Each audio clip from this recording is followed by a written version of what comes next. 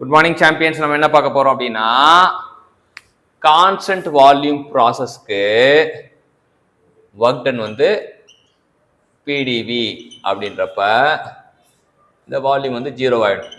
அப்போ anything into 0 வந்து 0. இது கான்ஸ்டன்ட் வால்யூம் ப்ராசஸ்.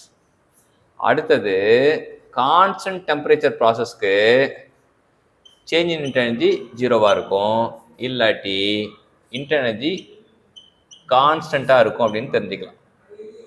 அப்புறம் ஐசென்ட்ரோபிக் ப்ராசஸ்க்கு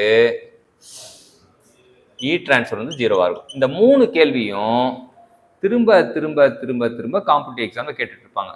ஏன்னா படத்துக்கு போனால் ஹீரோவை பார்க்கணும், காம்படிட்டிவ் எக்ஸாம் போனால் 0வை பார்க்கணும்.